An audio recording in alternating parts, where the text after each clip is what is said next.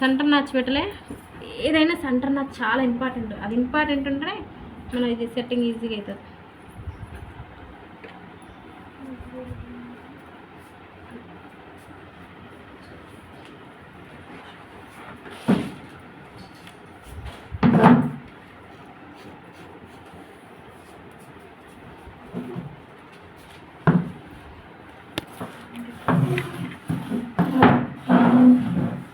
కొన్ని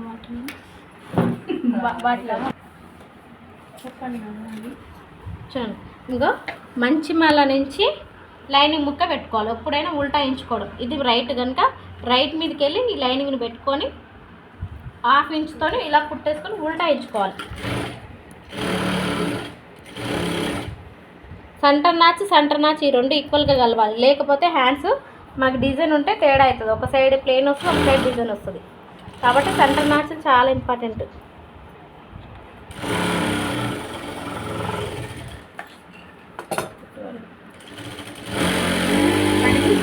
లీవ్స్ అవి వేయాలి అక్కర్లేదా? అయ్యి అందులో వేరియేషన్ ఒక్కొక్కటి వేసుకో. నువ్వు వేసి ఫ్యాబ్రిక్ పెయింటింగ్ నేర్చుకో. ఓకే.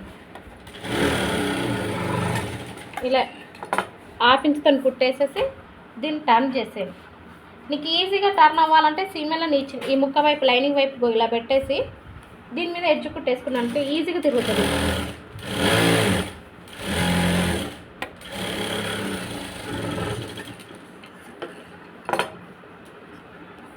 ఇప్పుడు దీన్ని మళ్ళీ టర్న్ చేసుకోండి. ఇలా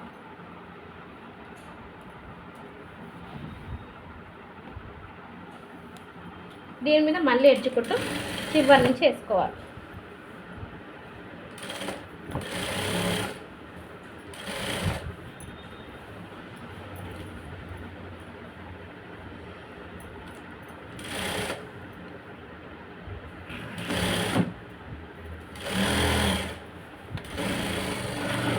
చివరికి కుట్టేసుకోవాలి.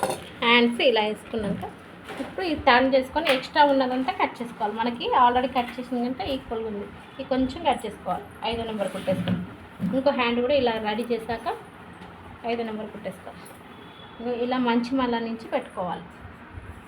నాచెస్ మెయిన్ పీస్ కూడా చేసుకోమన్నా నేను. నాచెస్ చేసుకోలేదు.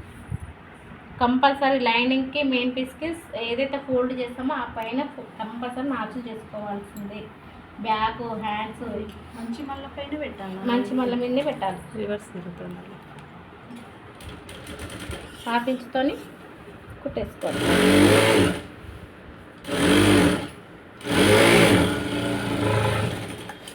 ఇలా 1/2 ఇంచుతోని కుట్టేసేసి దీన్ని టర్న్ చేసేసి ఇటు సైడ్ సీమలను బట్టి ఇటు ఈజీగా ఫోల్డింగ్ అవ్వడానికి. ఇలా ఒకేసారి డైరెక్ట్ కూడా వేసుకోవచ్చు. ఏమైతే అంటే ఒక్కోసారి ఇలా లైనింగ్ బయటికి కనబడుతుంది. కాబట్టి ముందే ఇలా ఎడ్జ్ కుట్టు వేసుకుంటే ఈజీగా లైనింగ్ ఇతరులకు కనబడదు అన్నట్టు. ఈజీగా ఫోల్డింగ్ అవుతుంది అన్నట్టు. ఇప్పుడు నువ్వు ఇలా అనగానే నీకు వెళ్ళిపోతూనే ఉంటుంది అది వెనుకకి. సీమేల నిముక్క వైపు పెట్టి ఇలా వేసుకుంటే ఇప్పుడు ఎడ్జ్ కుట్టు వేసుకుంటూ రావచ్చు. ఇన్ని కుట్లు అవసరమా అంటే మీకు పర్ఫెక్షన్ వస్తే ఓకే, రాకపోతే మళ్ళీ ఇలాగే వేసుకోవాలి. ఇలా వేస్తే ఫినిషింగ్ ఇంకా బాగా వస్తుంది.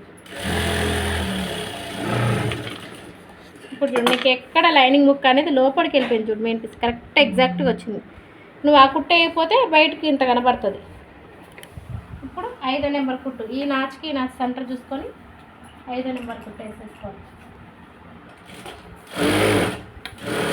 ఇలా 5వ నెంబర్ కుట్టు వేసేసుకొని ఒక 3 కుట్లు వేసుకున్నారు అనుకోండి, మీకు స్ట్రైట్గా జరిగిపోకుండా ఉంటుంది. ఇగో ఎండింగ్ చివరి ఎండింగ్ నుంచి ఇలా వేయొద్దు. ఇలా వేస్తే పఫ్గా ఇక్కడ ఇలా ఉండిపోతుంది. మీరు ఈ చివరి ఏదైతే క్లోజ్ అయిందో క్లోజింగ్ కాంచి 5వ నెంబర్ కుట్టేయాలి. ఏది కుట్టేస్తే సరే క్లోజింగ్ నుంచి బయట వైపు వేయాలి. ఇప్పుడు ఈ ఎక్స్ట్రా ఉన్నదంతా కట్ చేసుకోవాలి హ్యాండ్స్కి.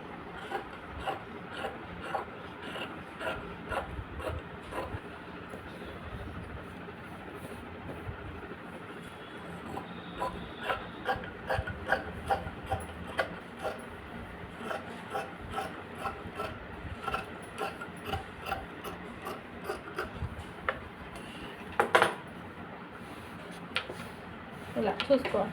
ఇప్పుడు నెక్స్ట్ ఈ హ్యాండ్ని కూడా ఈక్వల్ చేసేసుకోవాలి.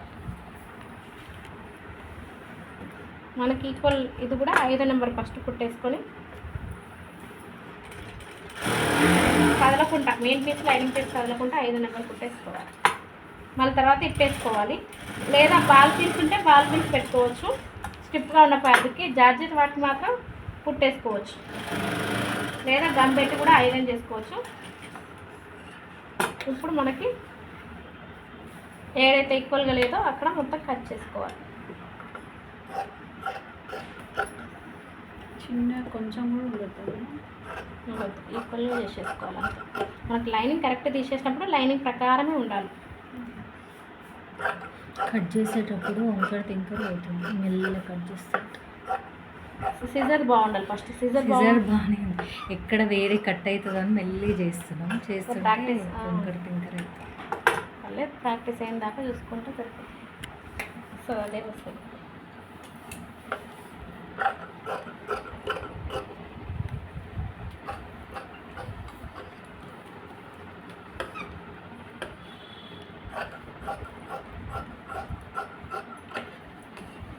ఇప్పుడు ఏం చేయాలంటే చూడండి, ఇది బాగా సపరేట్గా తీసుకుంటారా వీడియో ఎలా తీసుకుంటారో